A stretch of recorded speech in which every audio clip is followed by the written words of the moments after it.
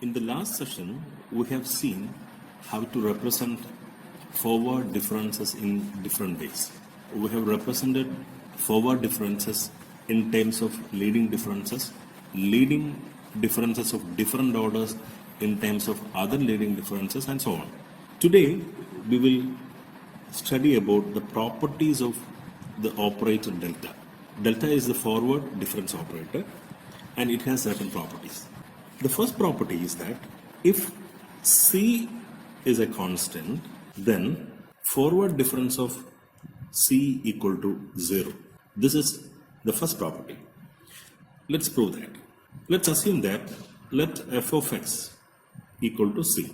Then f of x plus h is equal to C, where h is the interval of differencing. Since f of x is a constant, f of x plus h is also a constant. So we may write the forward difference delta f of x equal to f of x plus h minus f of x, which is equal to c minus c equal to 0, which means the forward difference of a constant equal to 0.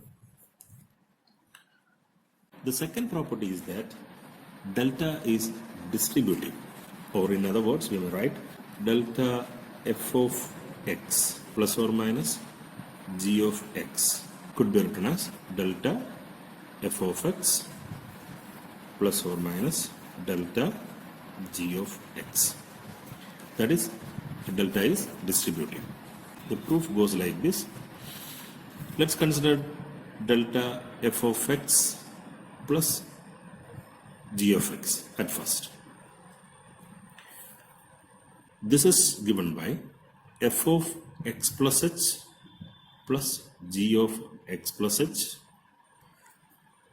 minus f of x plus g of x, which can be rearranged as f of x plus h minus f of x plus g of x plus h minus g of x, which is nothing but delta f of x plus delta g of x, which proves that delta is distributive in nature. Now over to the third property. Property 3 says that if C is a constant, then delta C into f of x could be written as C into delta f of x. Let's prove this. Delta C f of x equal to C f of x plus h minus C f of x, which is equal to C into f of x plus h minus f of x, which is equal to C into delta f of x.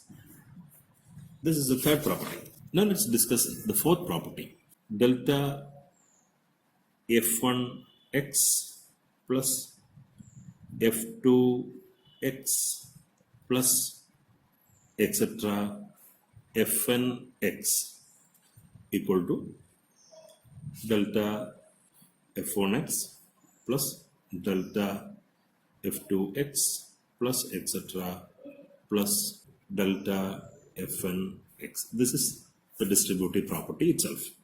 Now we are going to the fifth property. Property 5 says that if m and n are positive integers, then delta raised to m into delta raised to n of f of x could be written as delta raised to m plus n f of x. This is the fifth property.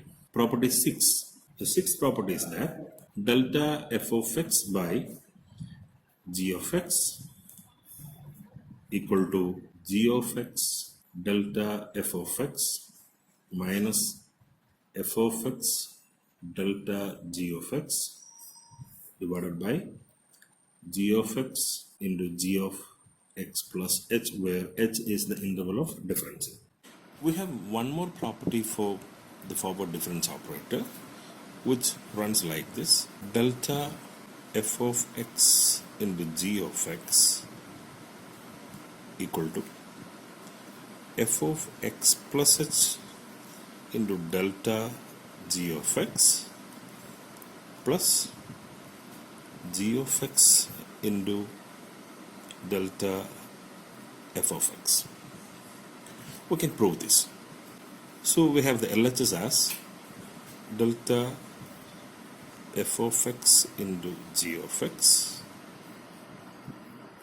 which can be written as f of x plus h into g of x plus h minus f of x into g of x. Or we may write it like this: f of x plus h into g of x plus h minus f of x plus h into g of x plus f of x plus h into g of x.